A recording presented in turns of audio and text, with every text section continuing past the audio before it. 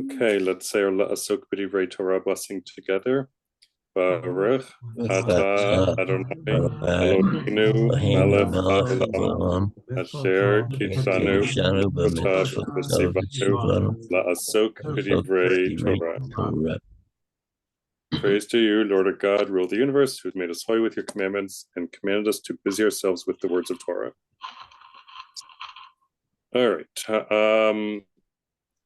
So we're going to start off with a quiz. Carol Flank, would you read this for us, please? How to be a biblical bubby, grandmother. Your grandkids lose their father, the king, in an ambush. And being a Jewish grandmother, what do you do with your grandkids? A, feed them. B, cry with them. C, give them lots of snuggles and hugs. D, have them stay with you for a week. E, slaughter them all. Seize the throne, introduce idol worship, and oppress the nation. All right. Answers will be revealed by the end of class, hopefully. Good. All right, so we're going to start with biblical villainesses on one foot. Most women in the Bible are good guys, but a few of them are bad guys. And here are three of the, quote, bad guys. Starting with Mrs. Potiphar. Abba, would you read this text, please?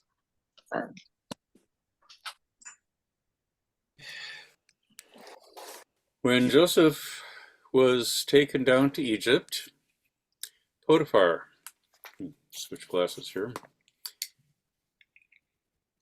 an official of Pharaoh, chief of his guard, an Egyptian man, bought him from the Ishmaelites who had brought him there. Adonai was with Joseph, and he was a successful man, and he stayed in the house of his Egyptian master. When his master saw that Adonai was with him, and that Adonai lent success to everything he undertook, he took a liking to Joseph. He made him his personal attendant, and put him in charge of his household, placing in his hands all that he owned. And from the time that the Egyptian put him in charge of his household and of all that he owned, Adonai blessed his house for Joseph's sake, so that the blessing of Adonai was upon everything he owned, in the house and outside. He left all that he had in Joseph's hands, and with him there he paid attention to nothing save the food that he ate. Now Joseph was well built and handsome. Okay, so thank you. So this is Act 1. If you would read our context and first question, please. This is from the biblical book of Bereshit, Genesis. Joseph grew up in the land of Israel, then called Canaan, and was sold into slavery in Egypt by his brothers. Potiphar is described as a siris, a word that could mean, quote, official, unquote, or it could mean eunuch. Based on this section of the text, how might Mrs. Potiphar felt about Joseph? Thank you.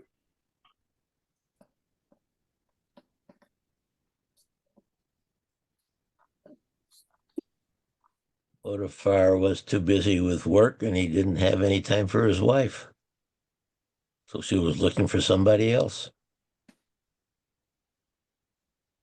David, what was the question? I missed some of it. Based on this section of the text, how might Mrs. Potiphar have felt about Joseph? Jealous, maybe. Envious. Because? Because her husband paid more attention to him. Seemed to, he liked him and he made him in charge of his household and all of the things he owned. I mean, that would be provoking.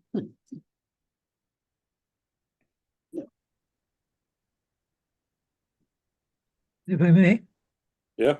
No offense, Nora, because I'm one of your biggest fans. But my instinct is maybe the contrary. That Potiphar didn't pay much attention to Joseph, feeling, as we just heard described, that Joseph was trusted to take care of all the household and attended to everything except what Potiphar ate.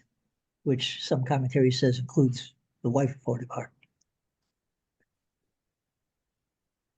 Okay. So Well, maybe go ahead, Charles. oh, I was going to say, well, I would trust somebody, and I did all my engineering activities when I'm managing projects. There are many people I trusted, and I gave them assignments, but I always had dialogues with them to make sure to see how everything was progressing. So I trusted them, but I wouldn't necessarily not pay attention, not communicate with them on a regular basis. So that would be my point. If I trust somebody, I believe what they tell me, but I would still maintain dialogue. The only thing, David, that seems kind of strange is that last sentence. Like it doesn't belong there. Now, Joseph was well built and handsome. What is that supposed to mean? Maybe it does make sense. Maybe it means that she would be sexually attracted to him. Yeah, that or he was. Setting the environment for it. There's a prologue to what's the next step here, I would imagine. So it's not unexpected. It's an odd statement. Yeah, With all everything else that was being said. correct. If Potiphar gave control of everything in the household to Joseph, then Mrs. Potiphar, and it does just seem funny calling her Mrs. Potiphar, but Mrs. Potiphar really depended upon Joseph for her food, for her upkeep, for her slaves or assistants or courtiers or whatever, for her jewelry, for really all that she actually would depend upon her husband for. And it, kind of, I would think, warped the relationship between them and warped the relationship with her husband. Because she counted on Joseph for things that she would normally count on her, or I would say, that she should have counted on her husband for. Must have felt unimportant though, because the husband gave Joseph everything to do. But Potiphar, in that society, probably wouldn't have given much responsibility to his wife anyway. Because I'm thinking it would be a very patriarchal society. I just think she was an adulteress. What did you say, Zoya? I think she's an adulteress. Yeah. She wasn't devoted to her husband. She liked the way he looked, and she's like, I can have any man I want, and she wanted him. You've been reading, Zoya. You've been reading the Parsha. Good. Possible. Spoiler alert. I'm thinking of this text in the concept of the corporate world, which I belong to, and and the men that work there that I worked with, and the relationship with the wives and things like that. And I think someone else, and I don't know who was talking. I can picture the face in my mind, but I don't know the name. Before it was kind of alluding to this. I don't think it's, first of all, when someone is very powerful and they raise somebody up to be a secondhand person, like the butler in a house, or, the right-hand man in the corporate world for a really powerful executive, because that's what I think this guy really is. He's not just a manager. He's like over something, like in the corporate world, you'll read over, over this thing America's, over this thing Europe. He's made he's kind of a really significant guy. And Joseph is his right-hand man. And usually in those situations, everybody knows who the right-hand man is. They know if you're talking to this guy, you're talking to the head guy. And and yet I don't know that he had a significant relationship with the wife per se. I mean, Joseph, because he was running everything. It wasn't just the household. It looks like he was running all of his financial affairs. I mean, he controlled everything.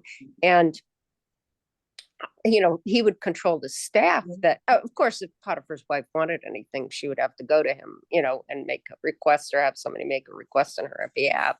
But I think it's just that he was so good and he was so powerful, and that he was just and I also agree with what the other person was saying, that she probably dallied because her husband was so busy off doing other things, and she probably dallied with other people, and Joseph was just the next in line. Because it's not like, I mean, as we go through the story, and we all know the story, as we go through the story, it's not like she is clueless about how she wants to handle the situation.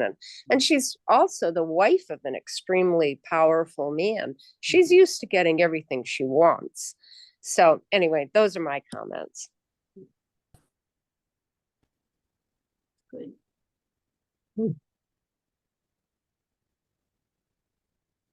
Right, so the next question. If Joseph is running the household and Potiphar is busy helping Pharaoh, what might Mrs. Potiphar have been doing with her time? You know what Diana I thinks? think Zoya explained that. Twiddling her thumbs and knitting. Diana did well to explain it too. I don't think so.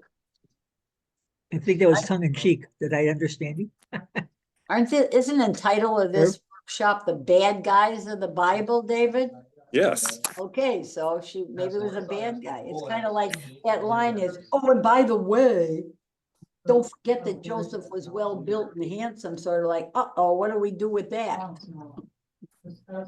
Well, She probably went to the equivalent of the spa, and yeah, seriously, right? Yeah, the bathhouse, And bathhouse, beauty right? treatment, Bathhouse, and went to lunch with the girls, and and like the other person said, dallied. She just kind of had the free time and went to Maybe not the girls. the equivalent of the health club, whatever they did back in Egypt.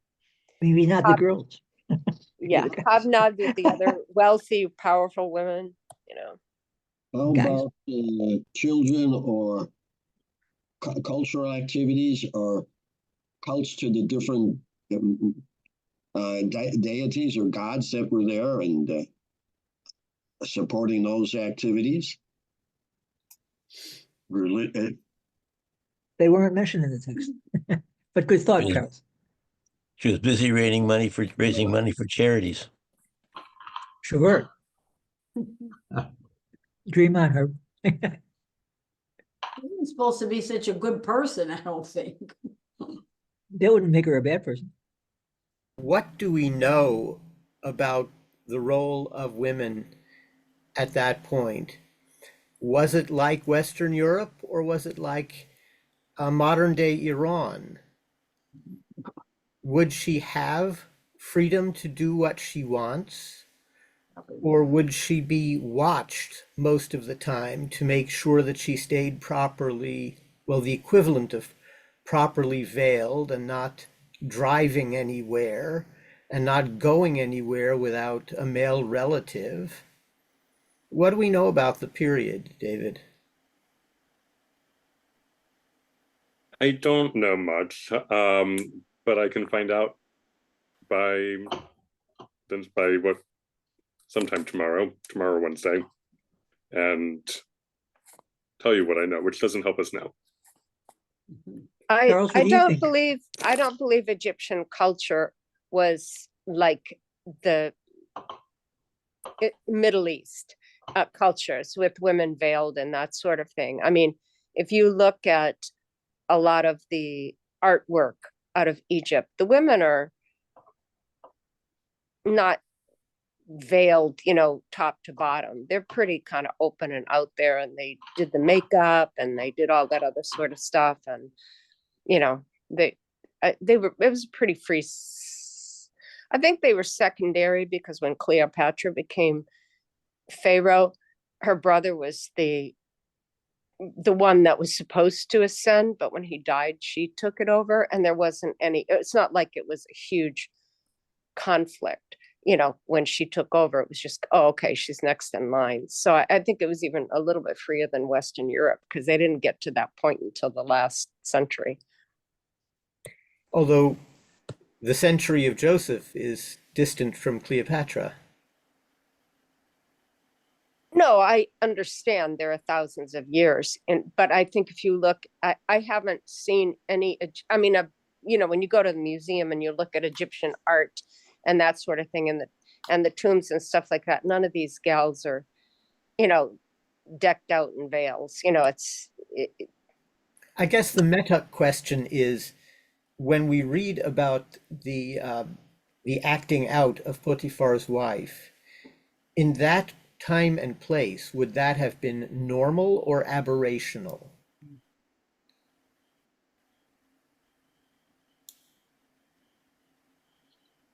I don't know. I'll look into it. But you raise a good question.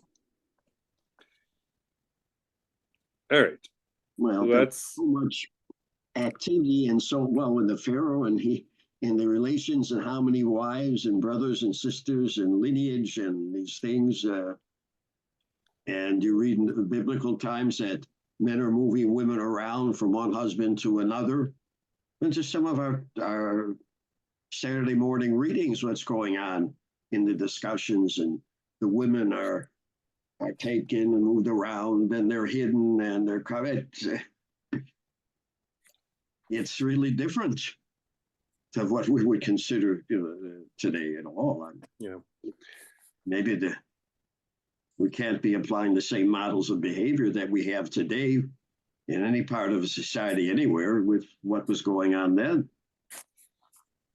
I will say that there is a story dated to about this time period. It's an Egyptian story called A Tale of Two Brothers. And it features a woman who is married to one brother, but she wants another brother, and she acts as a free agent in ways that are very parallel to Mrs. Potiphar. So it seems, based off of that piece of evidence, that the way that Mrs. Potiphar is described in the Torah may not have been far off from the ways that other ancient Egyptian sources were describing what women were doing. That being said, I will see if I can find more on the subject of their roles at that time. Well, thank you. That's very helpful. Well, David, I just Googled it.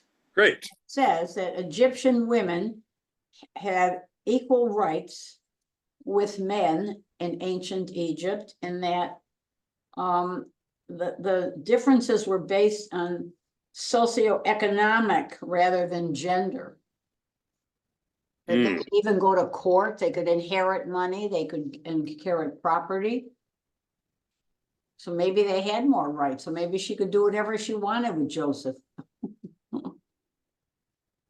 There was definitely a socioeconomic power difference between her and Joseph. David? Yeah. Two things. One is, it occurred to me, yes, there are differences, but in some ways human beings are human beings. So whether or not the behavior was typical. But the other thing that occurred to me, speaking of thousands of years later, the Elephantine community, the Jewish community, I don't know how to pronounce it, but in Elephantine, there are documents left showing that women were able to initiate divorce. That's right. And that was Egyptian influenced. Right, because that's not what the Torah says. And that isn't it an island in Egypt? It is, yes.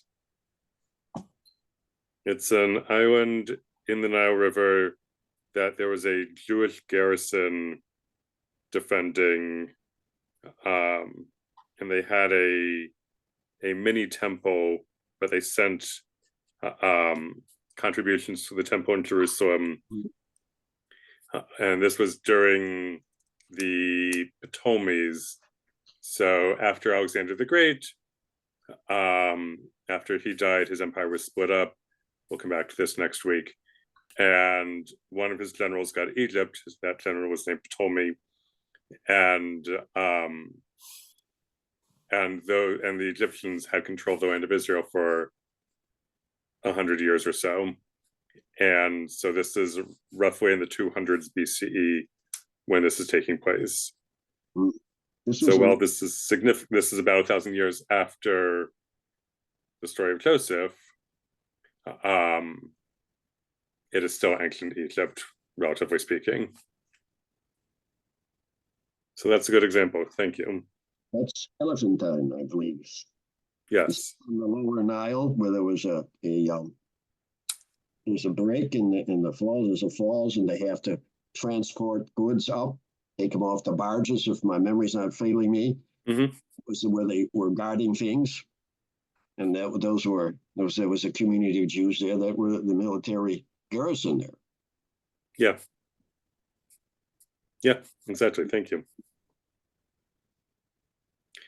All right, let's go on to scene 2. Norma, would you read this, please?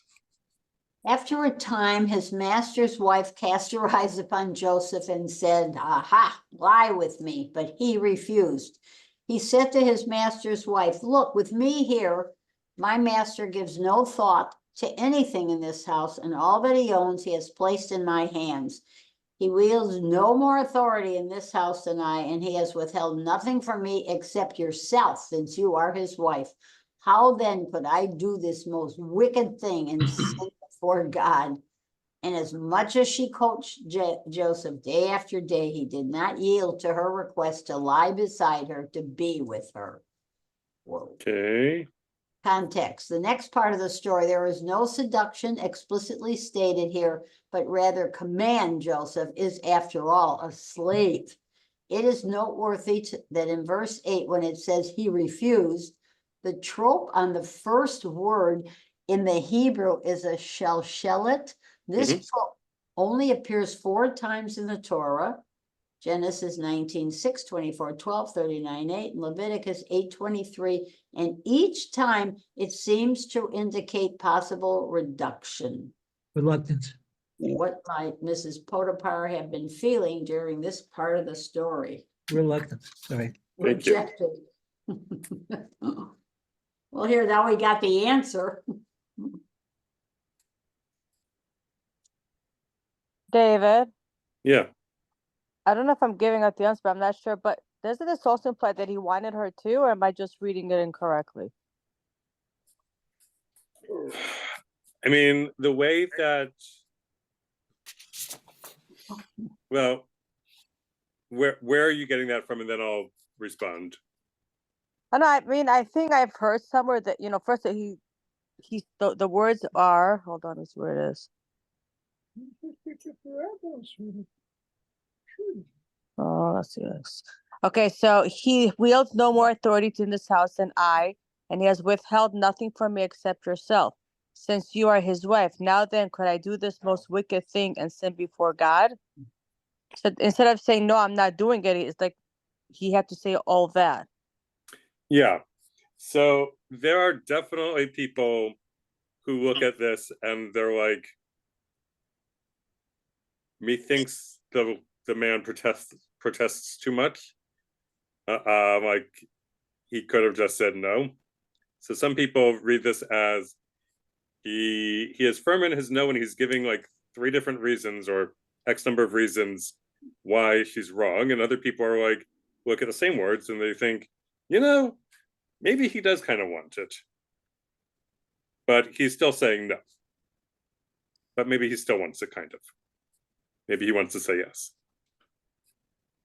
David? So yes, there are people who would agree with you, Soya. David? Yeah. Can I ask you a Socratic question now, based on what you just said?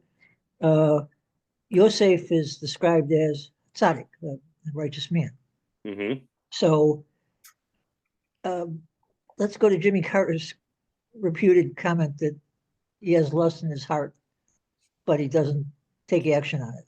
Mm-hmm. Is he who has lust in his heart but doesn't take action still righteous? Yes. Then Yosef is justice to me, is a righteous man to me at this point in the story. Mhm.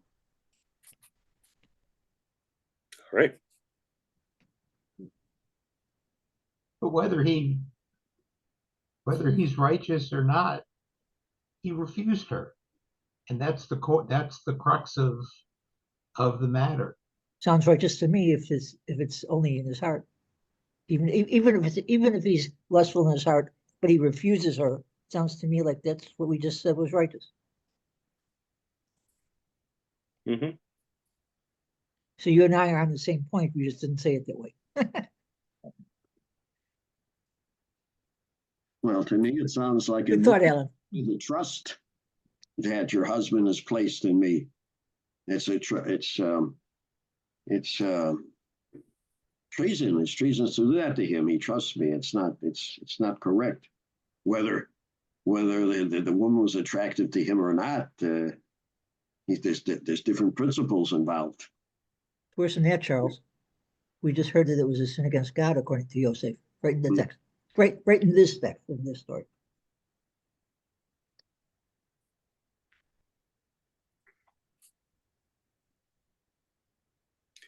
All right. So what else might Mrs. Potiphar have been feeling during this part of the story?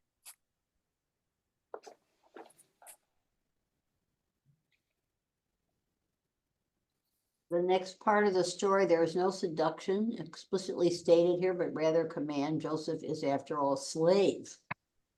Okay. It's noteworthy that in verse 8, when it says he refused, it's where the trope is. Yeah. So how might she be feeling? What is shellet? What is that? What is shellet? That's a great question. So let's look at the Hebrew, which hopefully is at the top of your screen. Okay. They're looking at the second line. There's a parenthesis in the middle of the line. Yes? Yeah. And it has a Hebrew letter chet in it. Right. Yeah. All right. The next word it's kind of small, but it has a squiggly line on top of it. Right. Which, if it were bigger, you would see is 3 less than signs stacked on top of each other. That is a shellet. So the way a shellet goes is different from every other trope. It's shellet.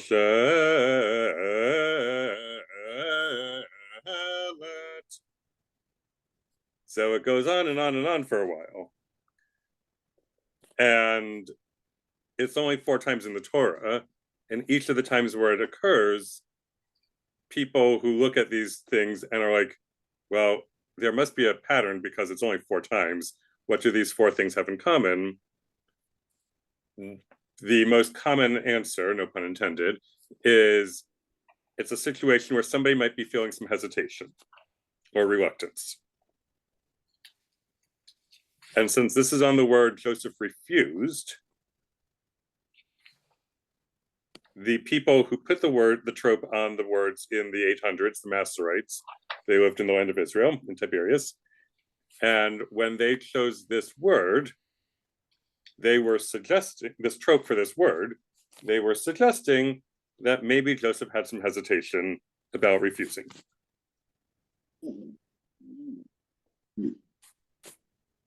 That is what's going on there. Yeah, but we'll never know. So David, I had to blow up the thing on my iPad. And so is that the little squiggly over the Aleph that you're talking about? That is. Okay, thank you. Yep.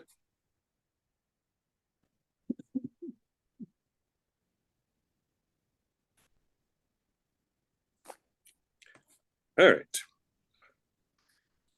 What might Mrs. Potiphar have been thinking during this part of the story?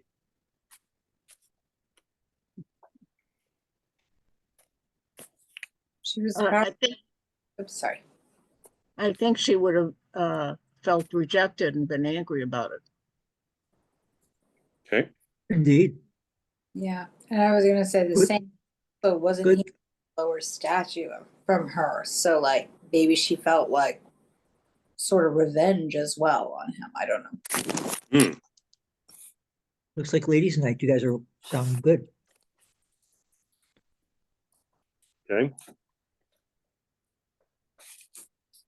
So we've got feelings of rejection, anger, thinking about revenge, Muscle flexing. muscle flexing. She's trying to command him. Maybe he, Mhm. maybe she thought she would strike fear in him that she could turn to her husband without saying why, and just say, "Hey, this guy is insubordinate to me." Mm-hmm. I mean, there could be a veiled threat there. I have to wonder if she didn't have some feelings of doubt about herself, thinking, there's my husband's slave and I can't even get him to respond to me. What's wrong? Certainly his ego, isn't it? Entitlement.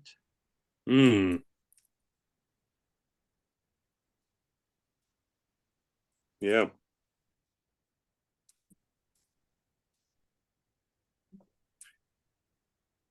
All right. Let's see what scene 3 brings. Zoya, would you be willing to read this, please? Sure. As much as she coaxed Joseph day after day, he did not yield to her request to lie beside her, to be with her. One such day he came unto the house to do his work. None of the household being there inside, she caught hold of him by his garment and said, "Lie with me." But he left his garment in her hand and got away and fled outside. She's a determined woman. Yeah. Stalker. Just laying there. She got his jacket. All right. So this is the next part of the story. And how might Mrs. Potiphar have felt at the end of this section of the story? Frustrated, angry. Betrayed, and so she took matters into her own hands. Literally. Quite literally. Yeah.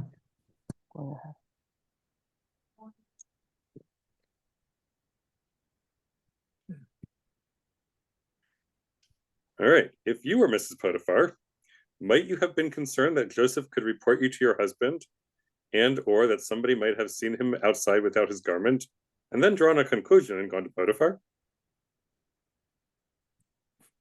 Reasonable concern? Yeah. Or not? Definitely.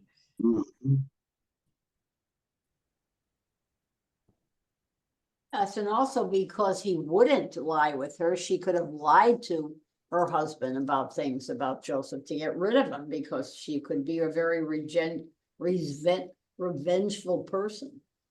Mm. Would actually happen, isn't it? Now, as was said earlier, we don't really know enough You know about that saying, "Al in hell hath no fury like that of a woman scorned," so she might have gotten really mad.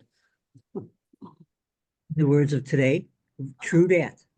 All right, Alan, what were you saying?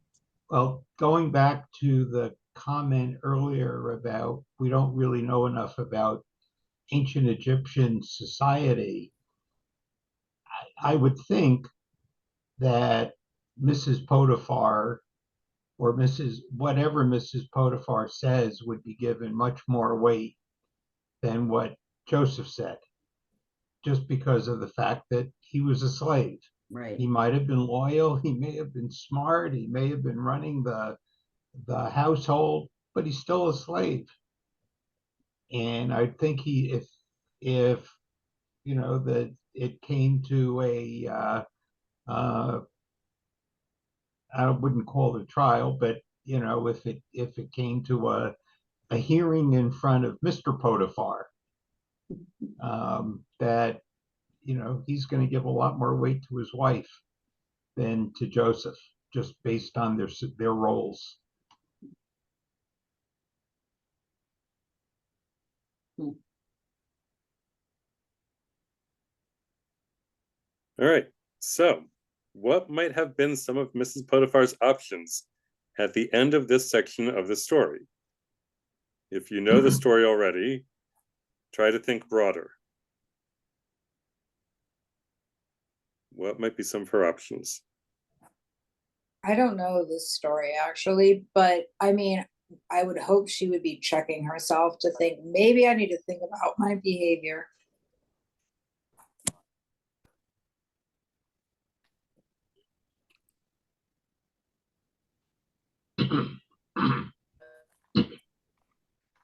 Yeah, we don't know how smart she was though, Karen. If she was smart. She doesn't sound like she really checks her behavior, but I'm just saying she should.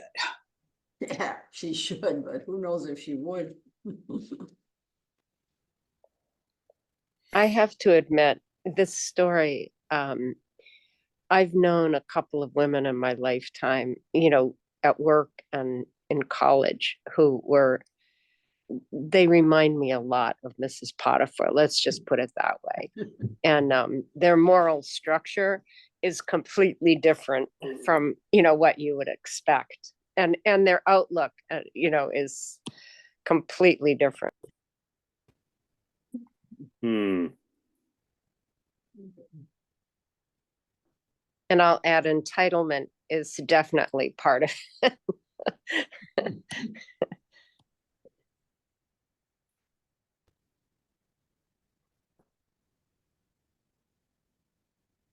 But if it were me and I had made that huge faux pas, I would have then tried to seek Joseph out and try to apologize and try to rectify the situation and try to put things back in a right fold so that, and then, get myself a little bit on the straight and narrow so that things didn't fall apart. That would be one option. That would be the way I would approach it. But I assume the difference between the women you knew in college and Mrs. Potiphar was that she was married. And I would assume the women you knew in college were still unmarried women. Well, I may be mistaken, but there was a woman in the workplace. I said work as well as in college. And the one in the workplace, it's just like, yeah, sure. What's wrong with dallying, and get whomever you want. You know what I'm saying? There was one in the workplace and then there was one in college, and she may not have been married, but doesn't mean the person she was seeking wasn't married. Huh. That's a classic story that goes back and continues today with so many instances that it's not, at least to me, it's not surprising. One way or the tangentially, I've ever been exposed to some of those things, even though none of my bosses wives have approached me in that way. I don't mean to insinuate that, but there's so many things going on. It's pretty out in the open one way or the other. At least in some areas where I work, some parts of the world. Maybe she was thinking about how to get rid of him at this point. Either he was going to be with her or she was going to get rid of him. one thing you might also want to research, David, is whether the Egyptians had more than one wife. He says we know that the Hebrews did. Mm-hmm. So we have no idea about what Potiphar had at that time. That's fair. I will see what I can find. All right, let's finish this off. Karen, would you read the last section, please? Can I not read? Is that okay? That is fine. Thank you so much. No problem. Jim, would you read the section, please?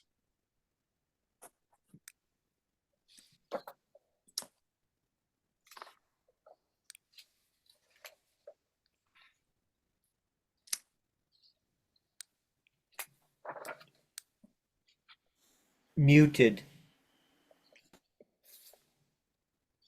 Tim, you're muted. Yeah.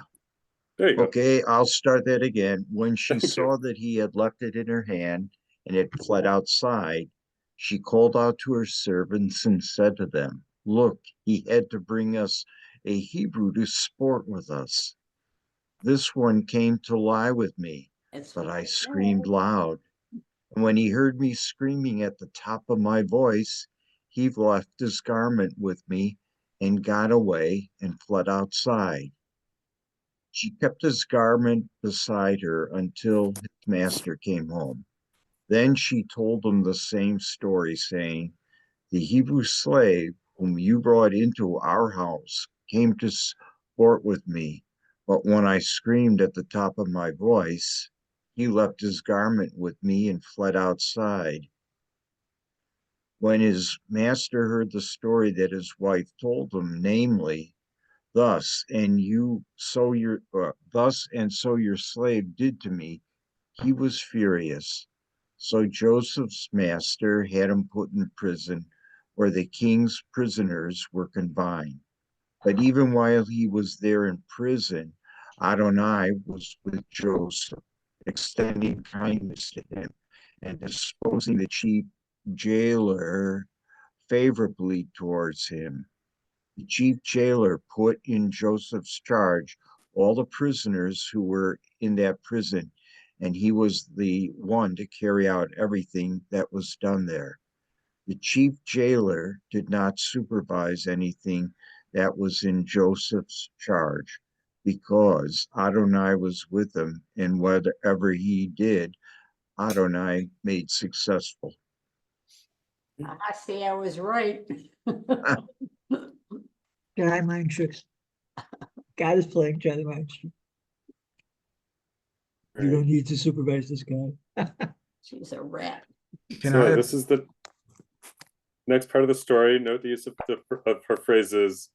Hebrew came to sport with us, your servant, as a way of playing on the emotions of the household assistants and of her husband. So I'll ask the question, and I sound like someone was about to speak. What might Mrs. Potiphar have been feeling during this section of the story? Can I object to the translation makes a it misses it blurs the point. He said it says she told her husband the same story, but it just says she spoke in these words, saying, and it's the same story in essence. But she told the servants, "Look, this Hebrew has come in to mock us," and she tells this very famous difference. And she told her husband, "Look, this Hebrew slave came in to mock me." And so she's very sharp in telling the story differently to the other servants and to her husband, showing how on that level how calculating she was. I just wanted to make that point. I'm afraid it's not responsive to your question, though. That's okay. It is a good point worth making, and it's all about Mrs. Potiphar, so you're even on topic. But there's a conflict in this story, because at the start of the story, on this day at least, they said the house was empty except for Joseph and her.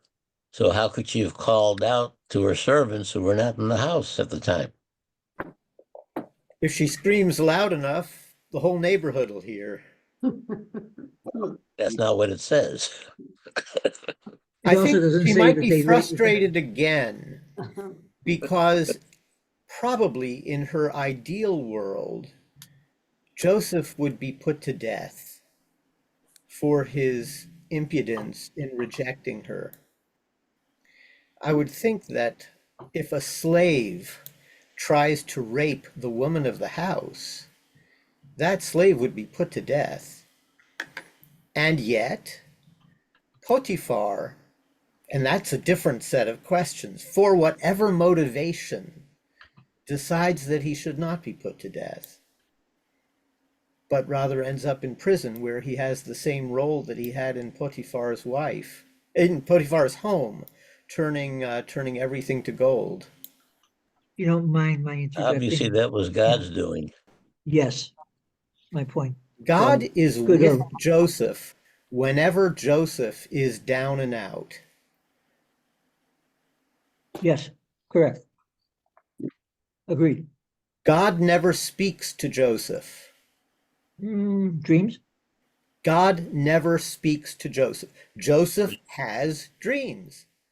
Joseph says, God is talking to me in dreams. The Torah does not say God is talking to Joseph. Correct, but God is controlling Potiphar's actions. He's not talking to anybody. God is helping Joseph be very successful. Jedi mind tricks. Yeah, but you never know what other conversations he had that aren't recorded in the scrolls. Also good, Charles. All right. Alan did some research on a question that we had and put it in the chat that from what he could find, the ancient Egyptians were monogamous, with the possible exception of the pharaohs. If I can just point out that there is an opinion, I'm not sure exactly where it can be found in writing, but some of the productions of Joseph and the Technicolor Dreamcoat actually have this little piece of the action reflect this commentary opinion, which is that Potiphar knew good and darn well what a nasty woman his wife was, which is why he didn't kill Joseph. He put him in prison because part of the, I won't say the Rashi, but the commentary in general on that, from which the Joseph the Technicolor Dreamcoat acting instructions sometimes draw, is that Potiphar knew what, not, I won't even say to whom he was married, to what he was married. And so he wasn't about to kill an innocent man. In the way of saving face. You know, I'm sitting here thinking about all of this. And I'm thinking these are our sacred forefathers and the family. And all I'm reading and hearing about these weeks is that they're involved in all these domestic intrigues and carnal activities and things, and Abraham telling his wife to pretend she's somebody else. And I think about that so that he's not killed, but in a sense I'm biting my tongue. Is she prostituting herself to cover for Abraham? And why? I don't know if I would ask my wife to do that for me. I don't know. You didn't live then. I'm thinking about all of these things. And these all seem to be very common domestic situations that so many of us confront, or in the society, not us in particular, might confront or have some sense of occurring day to day with in other folks' lives, if not if our own. And it's given me a different sense of perspective about these biblical personalities. Those weren't Well, our Charles, times, we descended from forefathers, not from saints. Well, that's exactly what I'm saying. Well, when I was growing up, they're not saints. They're forefathers. So it's very interesting, the very practical, pragmatic examples that we're seeing here, that how to behave. All right. So on David, that can note, we do the other two next week since we didn't get to them? yeah. So next week I'm going to teach Hanukkah because it's time bound. Ah, okay. But then we will do this When we come back? when we come back in January. Okay, great. Yeah, because it should be, this was so interesting. I'm sure the other two will be good also. So I have to ask now, was that decided, David? Is that it? We come back in January, not the following week? No, we're coming back. The 30th? Not the 30th, but so The yes, 6th. the 23rd, not the 30th, yes, the 6th. 6th. Okay. Okay. May I just make one final comment? Sure. So, and again, so when the person was saying, that the Potiphar knew who and what his wife was, and he didn't want to put an innocent man to death, it struck me that if that be true, then we don't really know what he was furious about. Maybe he was furious because when I first read it, I was thinking he was furious at Joseph, but maybe he was furious at his wife because now this guy whom he had trusted with everything in his household, because of her accusations, he couldn't really keep Joseph in, because she's told everybody this now, that and he couldn't keep Joseph in that position. He had to take action. So anyway, just one comment. I don't know what's true or not true, but it just kind of struck me that's a possible interpretation of what he was furious about. Absolutely, thank you. I'll just show that we have the Joseph Amazing Technicolor Dreamcoat Broadway musical. There's a film. There's the relevant clip, and the Tale of the Two Brothers from Egypt. Here are two different talkings about it, and in the appendices, which we'll see in 2 weeks, you'll see other midrashim and other commentaries. So I'm going to stop the recording.